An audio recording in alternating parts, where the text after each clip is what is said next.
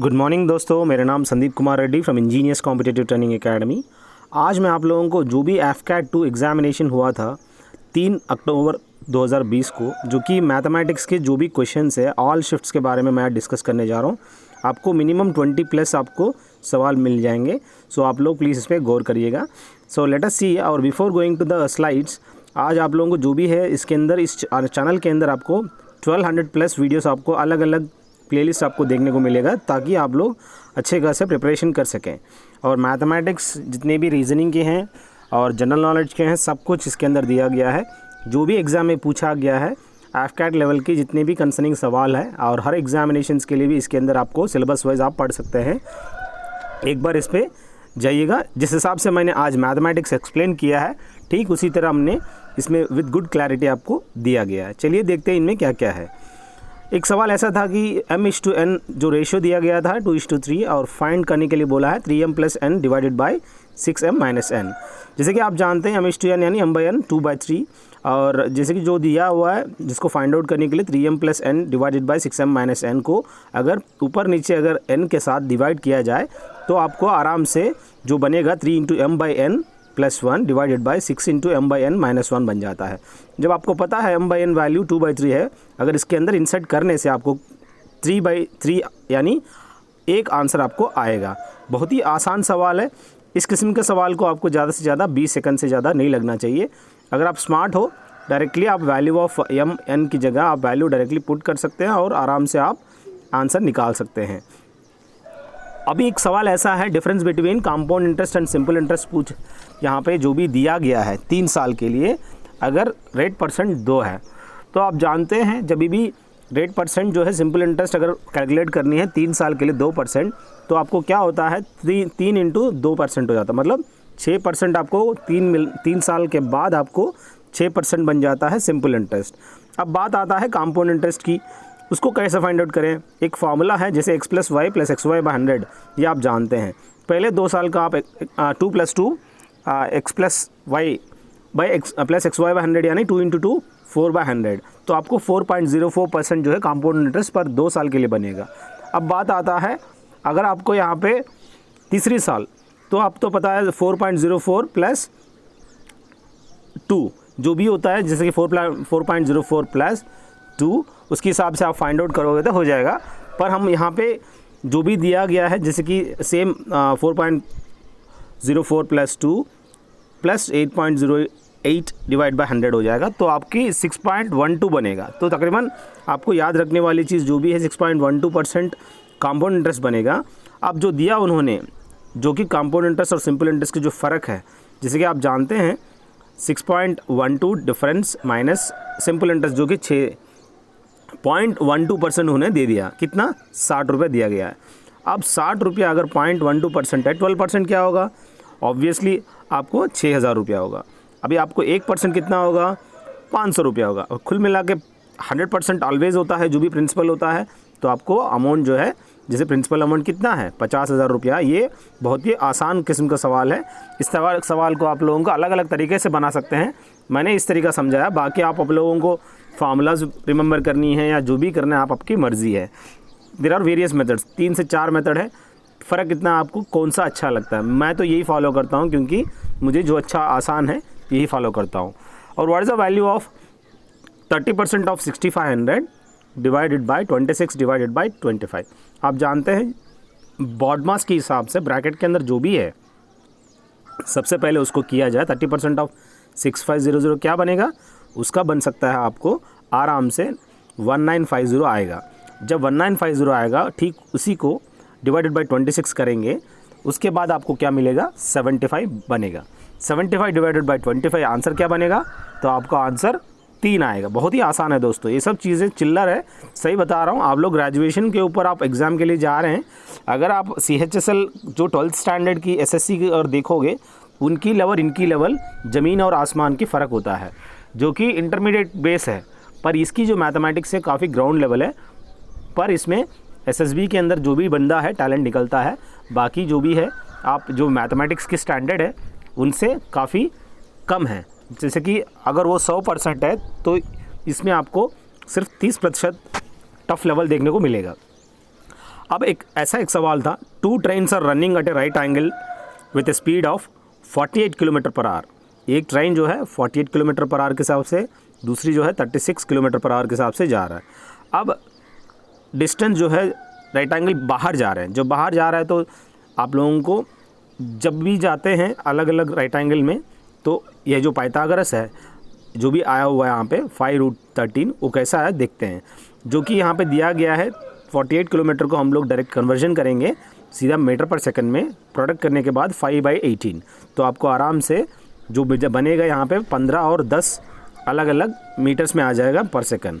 तो उसके बाद जो डायगोनल का डिस्टेंस रहेगा, जो भी डिस्टेंस बिटवीन द ट्रेन रहेगा, जो भी रहेगा इसके बीच में, आप लोग यहाँ 5√13 क्या बनेगा, 5√13 यहाँ का जो भी मीटर पर सेकंड का स्पीड रहेगा।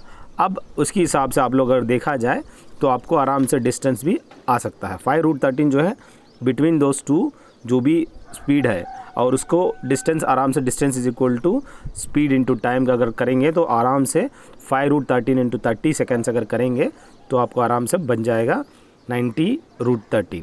जो भी है उसका देखिएगा आपका आंसर जो भी बनेगा। अब बात आता है, एक रीजनिंग सवाल था पुलिस, थीफ एंड क्रिमिनल के बारे में, और बाकी अलग अलग पार्ट्स भी मैंने बताया हुआ है जो कि रीजनिंग और जनरल नॉलेज आप लोग मेरा प्लेलिस्ट में जाके देख सकते हैं। काफ़ी क्वेश्चंस, 120 क्वेश्चन से ज़्यादा मैंने डिस्कस किया गया है, प्लीज़ ज़रूर जाइएगा। और पुलिस, थीफ और क्रिमिनल के बारे में अगर डिस्कस करेंगे तो इसमें जो क्रिमिनल होता है, जैसे कि चोर होता है, वो क्रिमिनल एक्टिविटी करता है। क्रिमिनल के अंदर थीफ आप कह सकते हो, या उल्टा भी देख सकते हैं, जो कि आपको क्रिमिनल जो थीफ होता है वो ऑब्वियसली क्रिमिनल क्या है, थीफ क्रिमिनल है, तो पुलिस जो है अलग है जो पकड़ता है, तो इस हिसाब से बनेगा। और Mohit and Sahil are participating in 100 metres race in which Mohit beat Sahil by 10 metres, but the speed of the Mohit and Sahil दिया गया 9:10, the time to reach both by the end point. इसमें आप जानते हैं जैसे कि मोहित 100 मीटर कवर करता है, लेकिन साहिल जो है 90 मीटर कवर करता है, पर इनका जो स्पीड है, मोहित का स्पीड जो है यहाँ पे ऑब्वियसली यहाँ पे क्या दिया गया 9:10 जो इस हिसाब से दिया गया है।